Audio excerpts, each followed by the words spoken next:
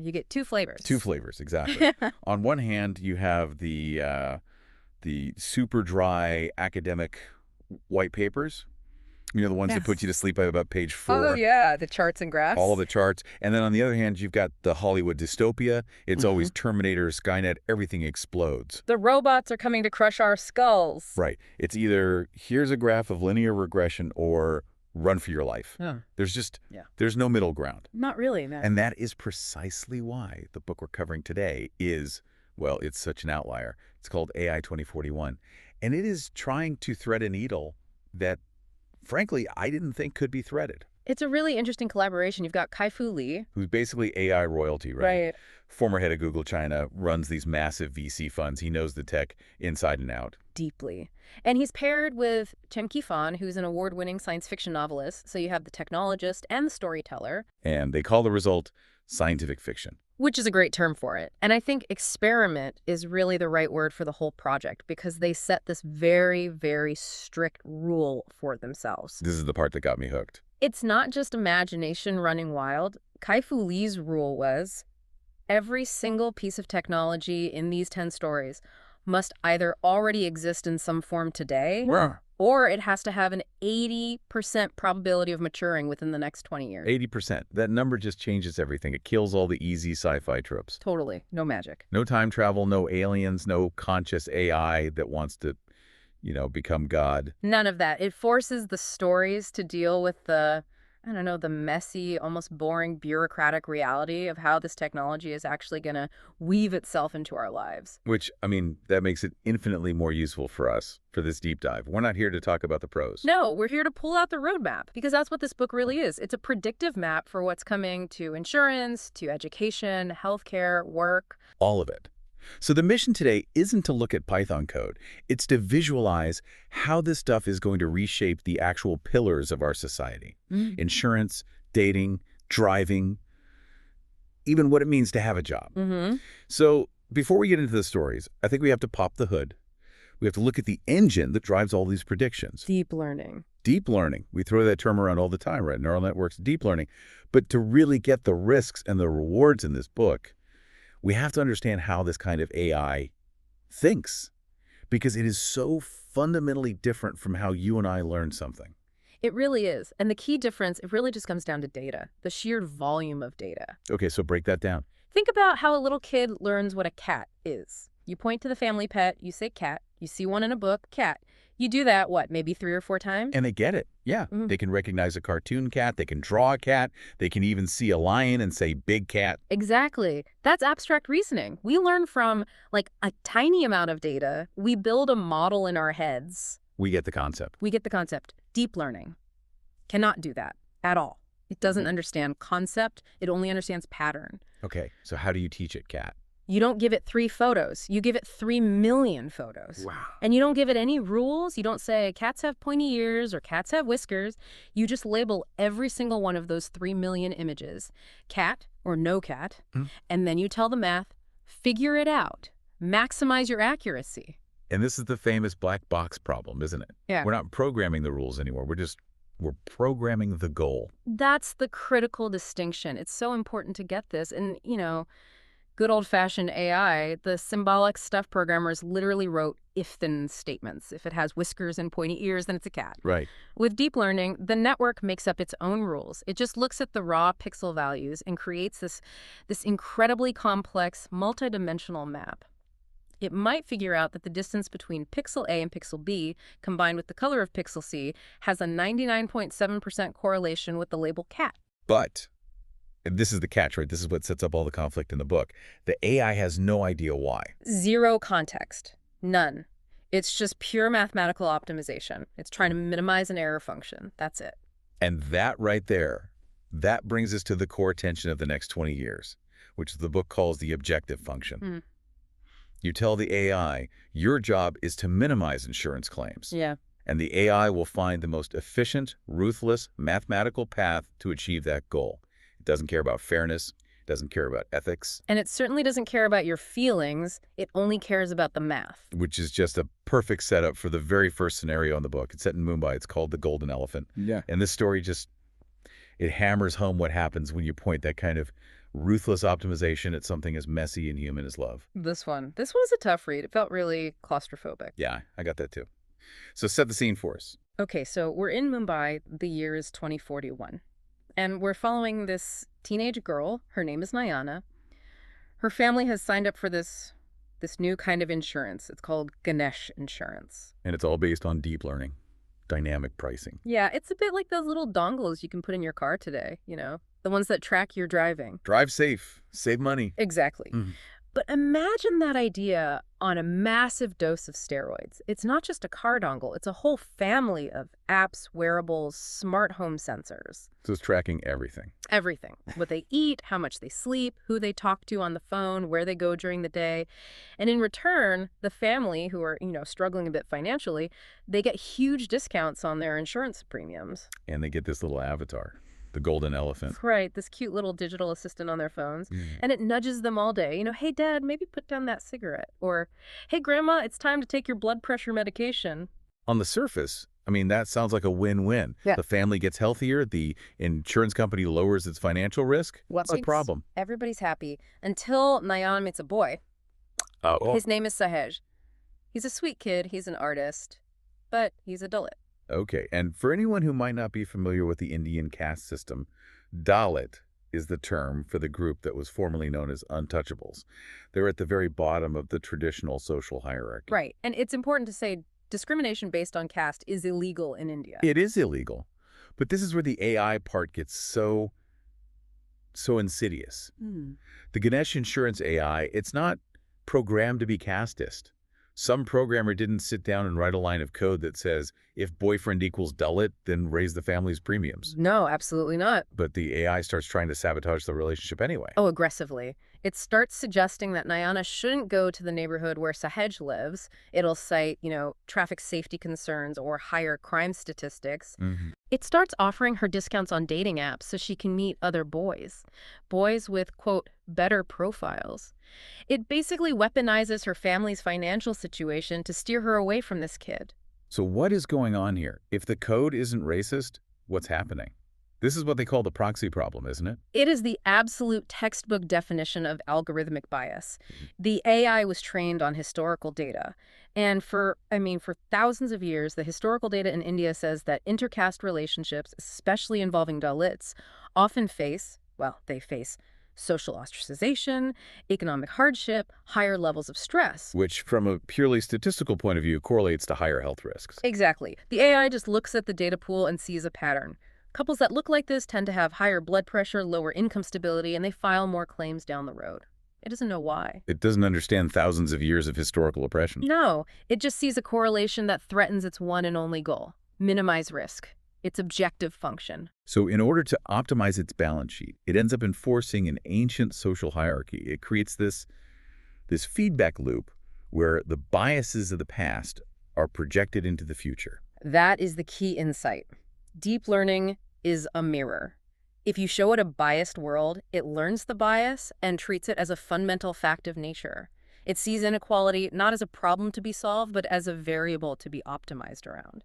And for Nayana and her family, the trade-off is it's brutal. They've effectively outsourced their free will, their autonomy. That's what the authors call the externality of convenience. The dad quit smoking. That's a huge positive externality. Great. Sure. But the negative externality is that the AI starts pruning their life of anything it deems risky. And it turns out freedom is risky. Love is risky. Art is risky. Following your passion is risky. If you optimize a life purely for safety and efficiency, you end up with a very, very sterile and controlled existence. There was a line in the book that I wrote down. It knows you, but it doesn't know why you're alive.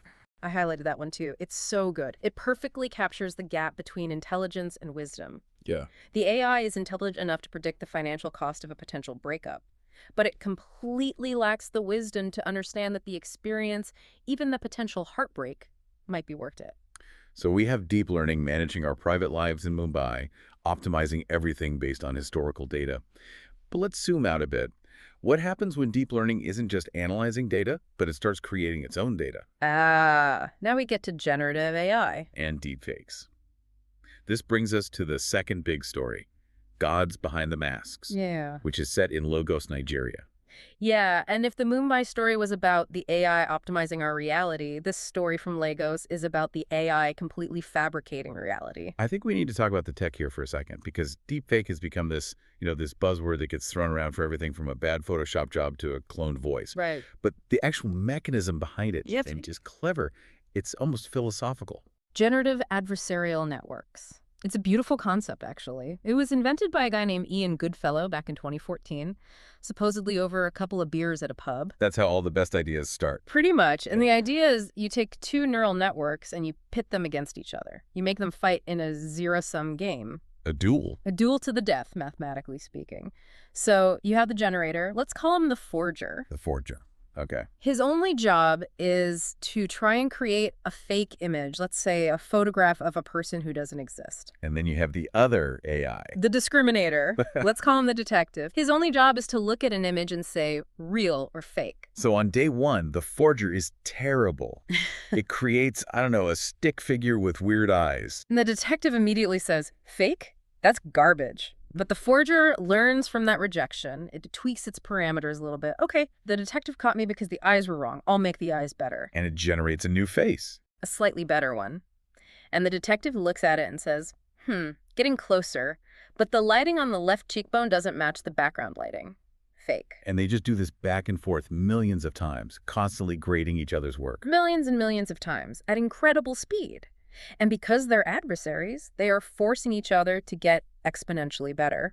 The forger gets better at faking, which forces the detective to get better at detecting. Until Eventually the forger gets so mind-bogglingly good that the detective, which is itself a super advanced AI, literally cannot tell the difference anymore. It has a 50-50 chance of being right. And that's the moment of convergence. You have a perfect fake. A perfect fake. And in the story, this technology is being used to create a kind of digital puppet of a politician to manipulate public opinion. But what really struck me wasn't the political scandal part of it. It was this concept of zero trust. Yes, let's dig into that. Because you and I, we grew up with the phrase, seeing is believing. It's the foundation of everything. Our legal system, journalism, history. If I have a video of you robbing a bank, you're probably going to jail. By 2041, that video evidence is worthless. It's inadmissible in court. It has to be. The story paints this future where all biometric data, your face, your voice, even the way you walk, it's all spoofable. We are entering an era where truth is going to require a cryptographic key. So you won't trust a video unless it has some kind of blockchain watermark on it that proves it came from a verified camera at a verified time and hasn't been altered since. Exactly. And you can see how that creates this massive divide. If you have the technology and the knowledge to verify truth, you're relatively safe. If you don't, you are incredibly vulnerable to manipulation. think about the grandparent scam that happens today. Someone calls an elderly person, pretends to be their grandson who's in trouble and needs money. Now imagine in 2041, that's not a phone call. It's a video call. It looks exactly like her grandson. It sounds exactly like him. It even references private memories only he would know because the AI has scraped his entire social media history. That is terrifying. Yeah. It completely dissolves the idea of a shared reality for a society. I mean, if we can't even agree on what we saw with our own eyes, how can we possibly have a functioning democracy? That is the central question of the next decade. But, to be fair, the authors do push back on the pure doom and gloom narrative. GANs are not just for lying. Right. They were very clear about the positive use cases, too. Absolutely. The same mathematical process that can fake a human face can also hallucinate a new protein structure for a cancer drug. Wow. It can generate new architectural designs for buildings that use 40% less material but are just as strong. It's the generative part of the name that's so powerful. It's a creativity engine. So it can take a blurry, low-resolution X-ray and fill in the missing details with a high degree of accuracy. Exactly. So the tool itself is neutral, but when you apply it in a low-trust environment like the one in the story, it's incredibly volatile. It sounds like the next 20 years are just going to be this constant security arms race. Better deepfakes, then better deepfake detectors. Yeah. Then even better fake. And we're all going to be caught in the middle of it. Okay, let's shift gears. We've talked about the visual, let's talk about the verbal. Because while deepfakes are flashy and scary, the revolution that's happening with text, with natural language processing, or NLP, that's probably going to hit our economy and our kids' lives even faster. I think so, yeah. This brings us to the story Twin Sparrows. which is set in South Korea. Yeah. And this one will hit home for anyone who has kids or has been through the education system. We're following these twin orphans who get adopted into this special program where their main tutors are AIs. Now, when I hear AI tutors, my mind immediately goes to, like, a glorified iPad app with some quizzes on it. Right. But the technology they're talking about here, self-supervised learning, this is a massive, massive leap from what we had just a few years ago. It's a total paradigm shift. To really get the leap, you have to look at how we used to teach computers to understand language. It What? was painful. How did it work? Humans had to label everything manually. You'd have thousands of people reading sentences and tagging them. This word is a noun. This sentence is sarcastic. This product review is positive. It was incredibly slow, incredibly expensive. And you can't label the whole internet. You can't even label a fraction of it. So the whole approach changed. We switched to self-supervised learning. This is the tech behind things like GPT-3 and all its successor. How does that work? It's almost ridiculously simple. You just feed the AI the entire internet, every book ever digitized, every Wikipedia article, every Reddit comment, all of it. And you give it one single task. What's that? Predict the next word. That's it. Just guess what word comes next in a sentence. That is the core mechanic. But think for a second about what is actually required to get good at that task. If I give you the sentence, the trophy wouldn't fit in the suitcase because it was too big, the AI has to predict the next word. Okay. To do that, it has to figure out what it refers to. Is the trophy big or is the suitcase big? To make the right prediction consistently, it has to build an internal model of the world. It has to understand cause and effect, logic, tone, even human emotion, all just from learning word patterns. So back to the story. These AI tutors, their names are Atoman and Solaris, they're not just spitting out facts from Wikipedia. They're actually adapting to the psychology of the twins. In real time. It recognizes that one twin is a visual learner, the other is more verbal. So it changes its teaching style on the fly. It can see the micro expressions on a student's face and know when they're getting frustrated or bored. And it creates a completely personalized curriculum, perfectly optimized for that one specific child's brain. It's basically the holy grail of education. There's this famous finding called Bloom's 2 sigma problem. Right, I've heard of this. Benjamin Bloom found that a student who gets one-on-one tutoring performs 2 standard deviations better than a student in a traditional classroom. That means the average tutored student performs better than 98% of the students in the classroom. It's a staggering difference. But we could never afford to give every child on Earth their own private human tutor. Exactly. The cost is impossible. But with AI, the marginal cost to provide that one-on-one tutoring drops to basically zero. But, and there's always a but, here's the friction point. If the AI becomes the primary teacher, what happens to the human teachers? Yeah. The story seems to argue that their job doesn't disappear, but the job description completely changes. It bifurcates. It splits in two. The AI takes over all the hard skills. So math, grammar, coding, historical dates. All the stuff that requires memorization, drilling, repetition. The AI is infinitely patient. It never gets frustrated explaining long division for the 10th time. It never judges a kid for asking a question they should know the answer to. So the human teacher is left with the soft skills. The human teacher becomes a mentor. They focus on the things the AI can't do. Emotional intelligence, collaboration, ethics, critical thinking, how to work on a team. The AI teaches you how to build a bridge, and the human teaches you why you should build the bridge and how to get a team of people to do it together. That's a perfect way to put it. I mean, I like that distinction, but isn't it a little idealistic? A lot of teachers today are overwhelmed with just grading tests and getting through the curriculum. You're talking about a fundamental retraining of an entire profession. Oh, it's a massive, massive disruption. It absolutely is. You're changing the role of the teacher from the sage on the stage to the guide on the side. And not every teacher is going to be able or willing to make that shift. It requires a really high degree of social and emotional intelligence. But what's the alternative? We stick with this factory model education system that was designed in the 1800s and that we all know is struggling. So again, it's this recurring theme. The AI handles the data, the human handles the soul. It is. The book argues again and again that the synergy of human plus AI is always going to be superior to just the human alone or just the AI alone. Okay, let's step out of the classroom and get onto the road. This is one of the most hyped and maybe most disappointing technologies of our time. Autonomous vehicles. The story is called The Holy Driver, and it's set in Sri Lanka.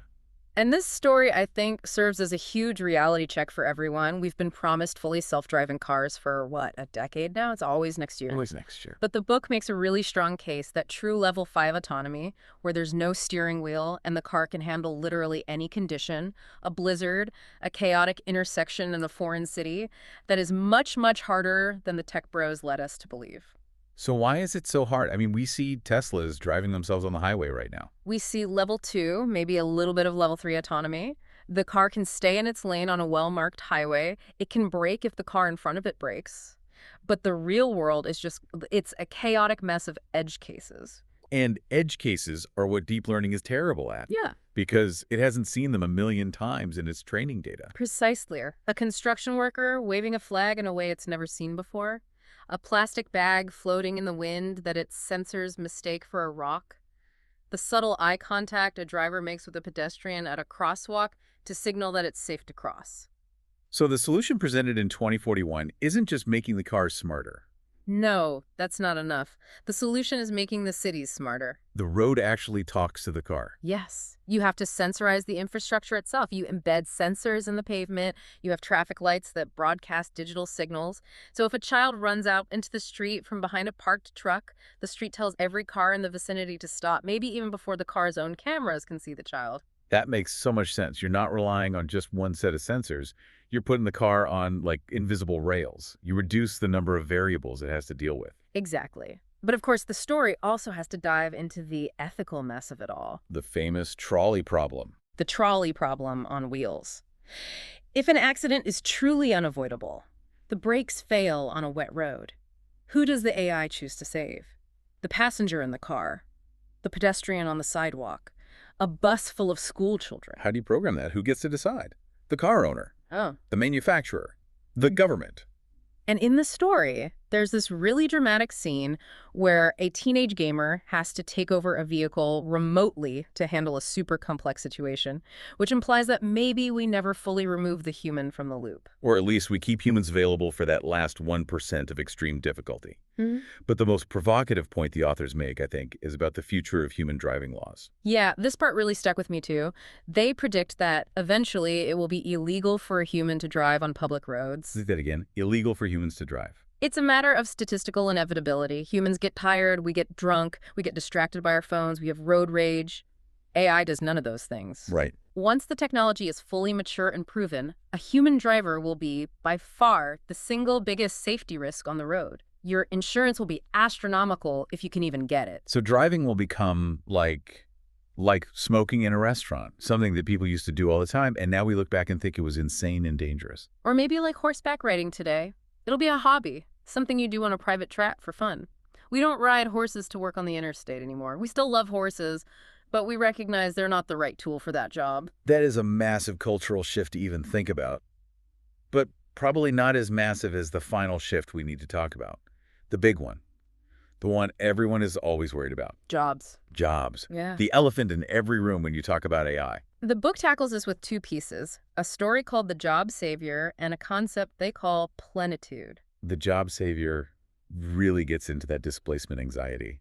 It follows a firm that specializes in reallocating workers whose jobs have been automated away. And they make it very clear we are not just talking about blue-collar factory jobs anymore. No. The story specifically mentions white-collar jobs. Insurance underwriters, paralegals doing discovery, data analysts, loan officers. Basically anything that is routine. If your job primarily involves sitting at a computer and processing information according to a set of predictable rules, an AI will eventually be able to do it faster, cheaper, and more accurately than you. So what's left? What can't AI do? The book lays out 3 safe havens for human workers. And I think this is maybe the most crucial part of the whole deep dive for anyone listening who's thinking about their career or their kids' education. Okay, so the 3 areas they identify are creativity, empathy, and dexterity. Let's break those down. Creativity first. AI is fantastic at optimization, at finding the best solution within a known set of parameters. But it can't invent something truly new out of thin air. It can't devise a new business strategy or direct a film with a genuinely unique artistic vision. It can mimic and combine, but it can't truly originate. Okay, so creativity. Number 2 is empathy. These are the jobs that require a real, genuine human connection. Nurses, therapists, social workers, coaches. Even a great salesperson who succeeds based on building long-term relationships. An AI doctor might be able to diagnose you with 99.9% accuracy by analyzing your scans. But it can't hold your hand and comfort you when you're scared about the diagnosis. Exactly. We are wired to crave that human touch, that feeling of being understood by another consciousness. Okay, and the third one, dexterity. This one actually surprised me a little. It's known as Moravec's paradox. It's the observation that things that are hard for humans, like playing chess or Go at a world champion level, are relatively easy for computers. But things that are easy for Like humans, folding laundry. or fixing a leaky pipe under a kitchen sink, those things are incredibly difficult for a robot. Unstructured, unpredictable physical environments are an absolute nightmare for automation. So plumbers, electricians, artisanal craftspeople, their jobs are surprisingly safe for a very long time. So the advice for job security in 2041 is be a creative strategist, a nurse, or a plumber. Essentially, yes. But the book goes a step further. It asks a much bigger question. What happens if AI automates so many jobs that there just isn't enough human work to go around? What if those three safe havens aren't big enough to employ 8 billion people? And this is where we get to the concept of plenitude. Plenitude is this idea of a post-scarcity economy. And if you think it through, it makes a certain kind of logical sense.